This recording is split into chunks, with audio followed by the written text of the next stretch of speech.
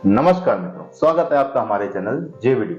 पिछले एपिसोड में हमने देखा कि अब माता कुंती समक्ष आई हैं देवी द्रौपदी के और उन पे आरोप लगाने के लिए, और एक रिकॉल सीन हमको दिखाया गया जिसमें इंद्रप्रस्थ या फिर कह लीजिए खांडवप्रस्थ में जब राजसूय यज्ञ से स्थापना की गई उस समय जो एक प्रकरण दिखाया गया था हास्य वाला, राजसभा में पानी के अंदर गिर जाते हैं और उसमें देवी द्रौपदी का हास्य वाला प्रकरण दिखाया जाता है। कहीं ना कहीं इस प्रकार से प्रश्न पूछने का जो प्रकरण चल रहा है वो आम जनमानस के मन में भी उठता रहता है और उन्हीं प्रश्नों के उत्तर ढूंढने हम यहाँ पे आए। तो चलिए बिना विलंब के शुरू करते हैं हम एपिसोड 1 पार्ट 3।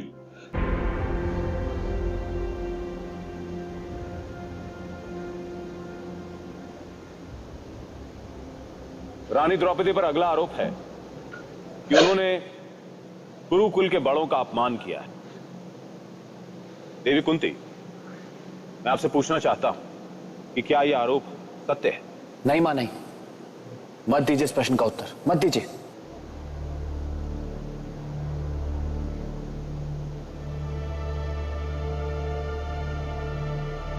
ये आरोप सही। वाह, ये क्या कह रही हैं आप द्रौपदी पे लगे आरोप का समर्थन कर रही हैं।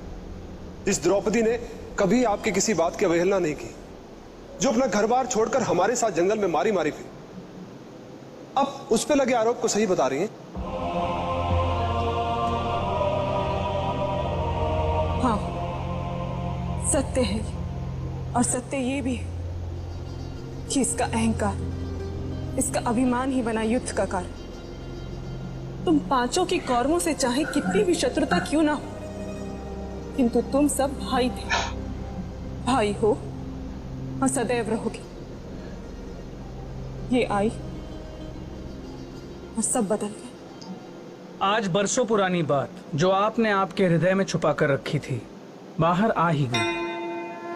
आप धन्य हैं माते और धन्य है आपका बहुप्रेम। किंतु मैं आपसे एक प्रश्न पूछना चाहता हूं माते। बचपन से लेकर युद्ध तक कौरव ने, या फिर यूं कहूं गांधारी नंदन ने, आपके पांचों पुत्रों की हत्या करने का प्रयत्न किया। वो तो इनका सौभाग्य था कि वो हर बार बच गए, किंतु आपने हर बार क्या कहा? मैं बताता हूं आपने क्या कहा। आपने कुछ नहीं कहा, ना अपने पुत्रों से, ना गांधारी मां से, ना उनके पुत्रों से। आप चुप थी। पता नहीं क्यों, पर आप चुप थी। कौरव आपके पुत्रों की हत्या करने का प्रयत्न कर रहे थे और आप चुप थी, और आपको देखकर आपके पुत्र भी चुप थे। और फिर आपके घर में आपकी बहू आई जिसने वो सब कुछ किया जो एक बहू को करना चाहिए, किंतु उससे एक भूल हो गई। वो चुप नहीं रह वो पाई। बोली, और वो सबसे बोली। यदि इतनी बार आपके साथ अन्याय हुआ है तो आपने कभी कुछ किया क्यों नहीं?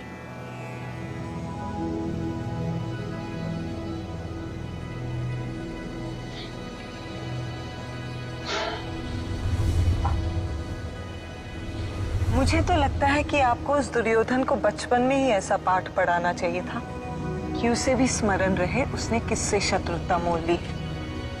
भीम।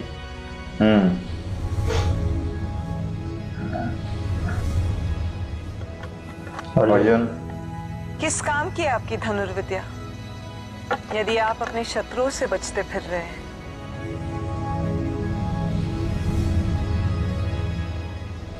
अपने भैया से कहिए कि आपको युद्ध कला सिखाए। कब आवश्यकता पड़ जाए किसे पता है। नकुल सहदेव। माते, आपके पुत्र शूरवीर हैं और बचपन से ही शूरवीर थे, किंतु किसी ने आपके पुत्रों की शक्ति को सही दिशा दी है तो वो आपकी बहू है। और रही अपमान की बात, तो आज अपमान तो हुआ है, पांचाली का अपमान, और वो अपमान आपने किया है माते।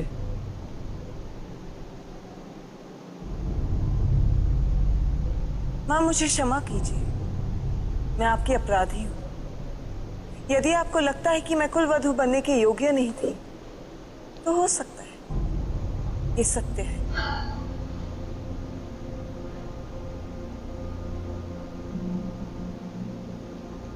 देवी कुंती, आप अपना स्थान ग्रहण करें। रानी द्रौपदी पर अगला आरोप है युवराज सुयोधन का कि उन्होंने द्यूत क्रीड़ा में हुए अपने अपमान को युद्ध का कारण बनाया।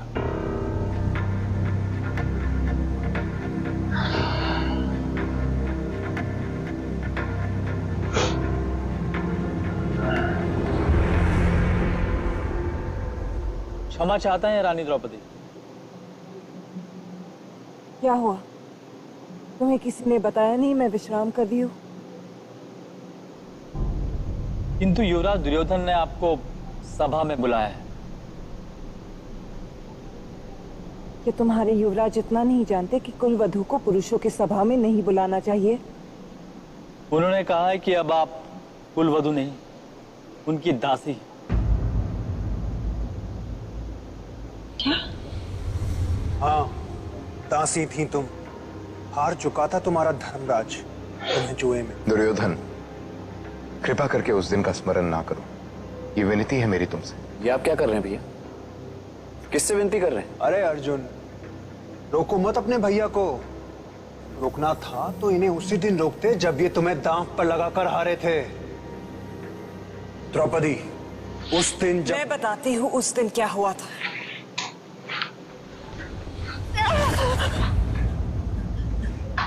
दुशासन, मत करो ये अपराध।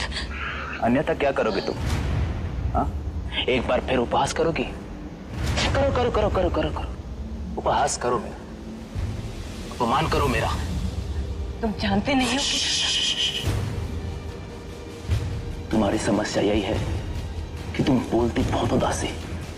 चलो, आज तुम्हारा हर कष्ट दूर करता हूं। बड़े प्रेम से लेकर चलूंगा तुम्हें, बड़े प्रेम से।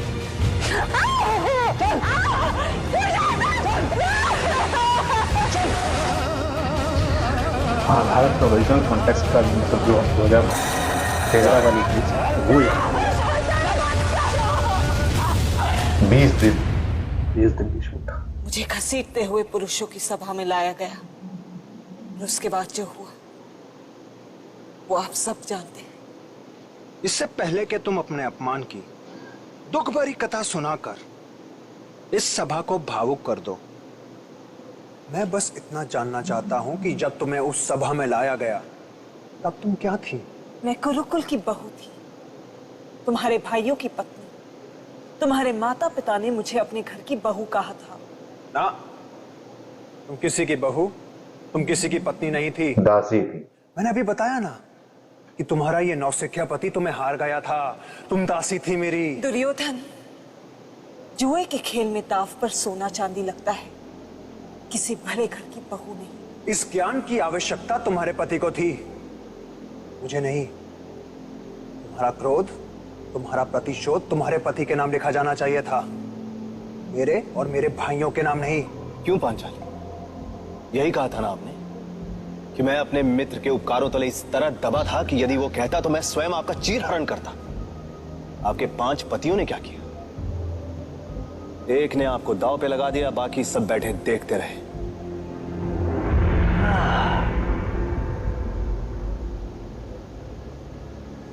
महाराज द्रुपद की पुत्री, अग्नि से जन्मी द्रौपदी, जिसकी सुंदरता के सामने अप्सराएं भी साधारण दिखती हैं। क्या सोचा था कि कुरुकुल के युवराज का उपहास करोगी और कुछ नहीं होगा? तुम्हारे भाग्य में एक नहीं 5-5 पति लिखे थे, किंतु आज देखो, तुम्हारे वो पति भी मेरे दास हैं और तुम भी। बोलो, क्या करूं तुम्हारे साथ? बस कर, बस। भीमसेन, ये क्रोध तब कहां था जब तुम्हारे भैया तुम्हें हारे थे। स्मरण रहे, ये धर्म क्षेत्र है, यहां तुम्हारे गरजने से कुछ नहीं होगा। महाराज, मैंने इस आरोप के समर्थन में जितने तथ्य देने थे दे दिए, इससे अधिक मुझे और कुछ नहीं कहना। रानी द्रौपदी, युवराज सुयोधन का कहना है कि द्यूत क्रीड़ा में हुए आपके अपमान का कारण आपके ही पति थे, इसलिए आपके क्रोध का भागीदार उन्हें ही होना चाहिए था। क्या यह सत्य है?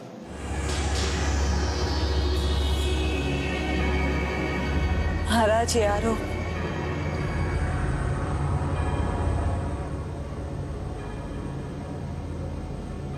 असत्य है।